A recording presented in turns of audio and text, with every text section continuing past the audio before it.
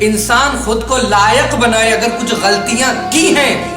تو دیکھیں اللہ سے توبہ کرے اور اللہ ان غلطیوں کو، ان خطاؤں کو معاف کر دے گا اگر آپ صدق دل سے توبہ کریں گے۔ ایک واقعہ علامہ مجلسی بحار الانوار میں نقل کرتے ہیں اور حیات القلوب میں بھی یہ واقعہ نقل ہوا ہے۔ علامہ مجلسی لکھتے ہیں کہ زمانہ قدیم میں ایک شخص تھا، اس شخص کا کام یہ تھا کہ جب بھی کوئی اس کی بستی میں مر جائے، دنیا سے رخصت ہو جائے، تو جب لوگ اسے قبرستان میں دفن کر دیا کرتے تھے تو وہ شخص رات کو جاتا تھا اور اس شخص کی قبر سے کفن چوری کر لیا کرتا تھا۔ اس کا یہی کام تھا کہ جب کوئی مر جائے اور لوگ اسے دفن کر دیں شخص کو، تو وہ رات میں جاتا تھا، جانے کے بعد اس کی قبر سے کفن چوری کر لیا کرتا تھا۔ اس کے اس فعل سے اس کا پڑوسی واقف تھا، لیکن پڑوسی بہت زیادہ شریف تھا، صاحب کردار تھا، اور اس پڑوسی نے کبھی یہ بات کسی کو بتائی نہیں تھی، لیکن اس پڑوسی کے دل میں ایک ڈر تھا کہ جب میں مروں گا تو یقیناً یہ میرا کفن بھی چوری کرے گا۔ پھر وقت گزرتا گیا کہ پڑوسی کا آخری وقت قریب تھا۔ پڑوسی نے چاہا، اس شریف انسان نے، کہ اپنے پڑوسی کو یعنی اس کفن چور کو بلایا اور بلانے کے بعد کہا کہ دیکھو میں نے یہ 2 کفن خریدے ہیں، ایک کفن بہت زیادہ قیمتی ہے اور ایک کفن بہت سستا ہے، میں چاہتا ہوں کہ تم یہ قیمتی کفن لے لو تاکہ جب میں مر جاؤں، میرے مرنے کے بعد تم میری قبر سے کفن چوری نہ کرنا۔ ایک مرتبہ وہ کفن چور غصے میں آیا، آنے کے بعد کہا آپ ہمیں کیا سمجھتے ہیں؟ آپ ہمیں کفن چور سمجھتے ہیں، آپ ہمیں اتنا غلط سمجھتے ہیں۔ ایک مرتبہ وہ شریف انسان کہتا دیکھو میں واقف ہوں، مجھے معلوم ہے تمہاری ساری عادات، مجھے معلوم ہے تمہارے کام، میں تمہارے فعل سے واقف ہوں کہ تم قبرستان میں جاتے ہو اور لوگوں کے کفن چوری کر لیتے ہو، لیکن میں نے یہ بات کبھی کسی کو بتائی نہیں ہے، میں نہیں چاہتا تھا کہ لوگوں کو معلوم ہو، لیکن چونکہ اب میں خود مرنے والا ہوں اور میں خود دنیا سے رخصت ہونے والا ہوں تو مجھے ڈر ہے کہ تم آ کر اور میرا کفن چوری نہ کرو، اگر تم نے میرا کفن چوری کر لیا تو مجھے اللہ کے سامنے جاتے ہوئے برہنہ شرم آئے گی،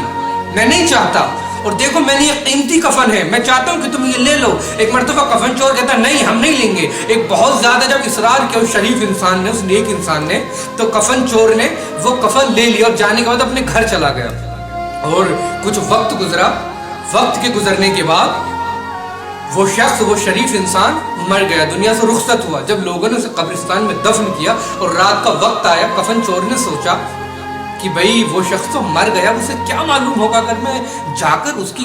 قبر سے کفن چوری کر لوں تو اسے معلوم تو ہوگا نہیں، اسے پتہ نہیں چلنے والا۔ تو یہی وہ سوچ کر، گمان لے کر جب قبرستان میں پہنچا اور جانے کے بعد اس نے قبر کی مٹی کو ہٹایا اور چاہا کہ وہ اس کفن کو اس شخص سے جدا کرے، اس کے جسم سے۔ ایک مرتبہ وہ مردہ جو مرا ہوا انسان تھا، وہ صاحب کردار انسان، وہ شریف انسان، وہ نیک انسان، اس کی میت سے رونے کی آوازیں آنے لگی اور میت سے آواز آتی تھی دیکھو میں نے تمہیں قیمتی کفن دیا تھا، دیکھو مجھے شرم آئی ہے اللہ کے سامنے جاتے ہوئے، اور میں نہیں چاہتا کہ تم میرا کفن چوری کرو۔ جیسے ہی اس کفن چور نے اس میت سے، اس نیک انسان کی میت سے رونے کی آوازیں سنی، وہ اتنا زیادہ ڈر گیا، اس پہ ڈر اتنا زیادہ حاوی ہو گیا، اس پر اتنا زیادہ ڈر گیا، وہ بہت زیادہ ڈر گیا، حتیٰ کہ وہ قبر سے نکلا اور نکلنے کے بعد اپنے گھر کی طرف بھاگا۔ جب گھر پہنچا وہ ڈر، وہ وحشت اس پہ اتنی زیادہ طاری ہوئی کہ وہ ہر وقت روتا رہتا تھا، ہوشہ نشین ہو گیا اور ہر وقت روتا رہتا تھا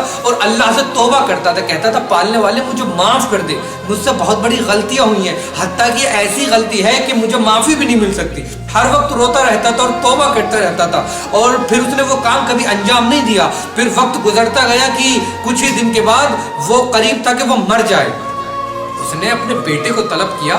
اپنے بیٹے کو بلایا، بلانے کے بعد کہا بیٹا دیکھو میں نے تمہارے لیے بڑی زحمتیں اٹھائی ہیں، میری تم سے ایک وصیت ہے،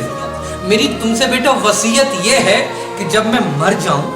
جب میں دنیا سے رخصت ہو جاؤں، دیکھو میں اس لائق نہیں ہوں کہ میں مسلمانوں کے قبرستان میں دفن کیا جاؤں، نہیں، کیونکہ میں بہت بڑا گنہگار ہوں، میں چاہتا ہوں میرے لال تم مجھے ایک صحرا میں لے کر جاؤ اور میرے جسم کو نظر آتش کر دینا،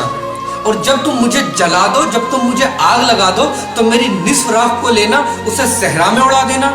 اور نصف راہ کو لینا، اسے تم سمندر میں اڑا دینا۔ نہ کہنا تھا، اس کے بیٹے نے کہا ٹھیک ہے بابا۔ کچھ وقت گزرا کہ وہ مر گیا، مرنے کے بعد اس کے بیٹے نے اس کی لاش کو اٹھایا، اس کی میت کو اٹھانے کے بعد صحرا میں لے کر آیا، اور قریب تھا کہ اس کا بیٹا اس لاش میں آگ لگا دے کہ اللہ نے اس کفن چور کو، اس شخص کو زندہ کیا، اور زندہ کرنے کے بعد کہا کہ اے میرے بندے تو نے یہ کیسی وصیت کی ہے؟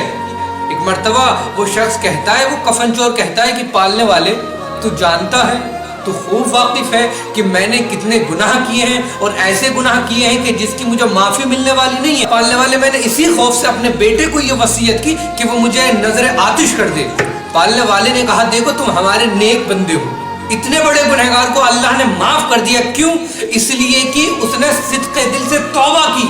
اس نے دل سے توبہ کی۔ جو لوگ کہتے ہیں کہ ہم نے بڑے گناہ کیے ہیں، کیا اللہ ہمیں معاف کر دے گا؟ آپ دل میں ارادہ کیجئے، صدق دل سے توبہ کیجئے، آپ نے جو بھی گناہ کیے ہیں توبہ کریں کہ پالنے والے ہمیں معاف کر دے، اور پھر کبھی اس کام کو انجام نہ دے، یقیناً اللہ معاف کر دے گا۔ اور اللہ کہتے ہیں کہ ہم نے توبہ کے دروازہ ہر وقت کھولا ہوا ہے، تم توبہ تو کرو، تم آؤ، آنے کے بعد ہمیں سجدہ تو کرو، تم ہمارے سامنے گڑ گڑاؤ، تم ہم سے طلب کرو، تم ہم سے مانگو، ہم تمہیں عطا کر دیں گے۔